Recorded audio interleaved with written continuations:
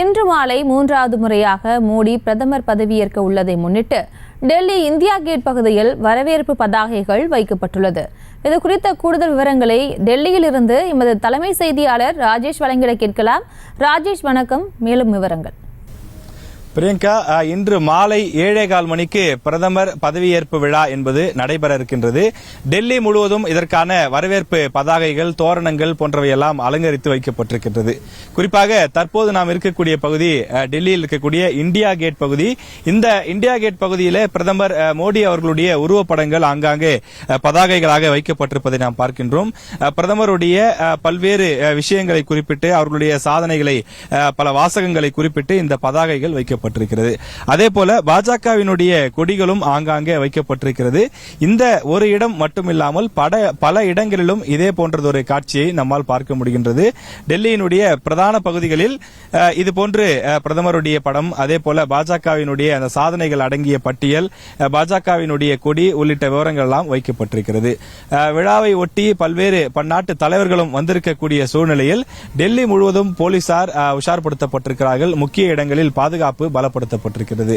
தொடர்ந்து டெல்லி போலீசாரும் தொடர்ந்து ரோந்து பணிகளிலே ஈடுபட்டு வருகின்றார்கள். தொடர்ந்து அவர்கள் சோதனை செய்யக்கூடிய அந்த முயற்சியில் நோட்டமிடுவது போன்றவற்றை செய்து வருகின்றார்கள். சந்தேகத்திற்கு இடமாக முக்கிய இடங்களில் யாராவது சுற்றித்திருந்தால் உடனடியாக அவர்களை மடக்கி பிடித்து அவர்களுடைய அடையாள அட்டை, ஆதார் அட்டை போன்றவற்றையெல்லாம் வாங்கி பார்க்கிறார்கள். சந்தேகத்திற்கு இடமான நபராக இருந்தால் அவர்களை அங்கிருந்து புறப்பட்டு செல்ல சொல்கிறார்கள். அவர்களை சோதனை செய்கிறார்கள். தற்போது டெல்லி முழுவதுமே ஒரு விழாக்கோலம் பூண்டிருப்பதை நம்மால் பார்க்க முடிகின்றது.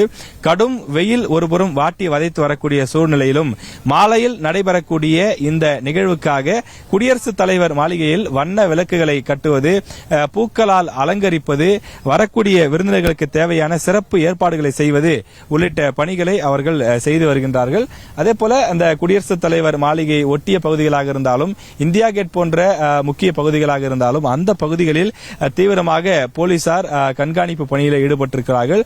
முக்கிய பகுதிகளில் 144 போடப்பட்டிருக்கிறது. அதாவது பொது போக்குவரத்துக்கு தடை விதிப்பது மட்டுமில்லாமல் மற்ற தனிநபர் வாகனங்கள் செல்வதற்கும் தடை விதிக்கப்பட்டிருக்கிறது.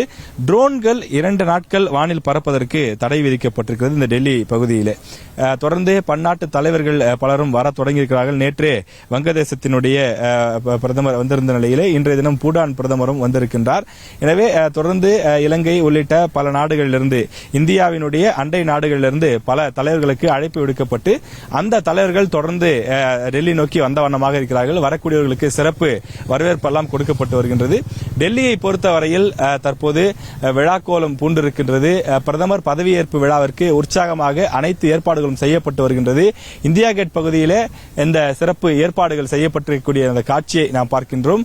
அதே போல பல இடங்களிலும் இதே போன்ற ஏற்பாடுகள் செய்யப்பட்டிருக்கிறது. நியூஸ் தமிழ் மூலமாக பிரதமர் பதவியேற்பு விழா தொடர்பான அந்த பிரேக்கிங் செய்திகள், யார் யார் கேபினெட் அமைச்சர்களை இடம்பெற போகின்றார்கள், என்ன மாதிரியான பாதுகாப்பு ஏற்பாடு, சிறப்பு ஏற்பாடு செய்யப்பட்டிருக்கிறது உள்ளிட்ட அனைத்து விவரங்களும் நாம் தொடர்ச்சியாக வழங்க இருக்கின்றோம்.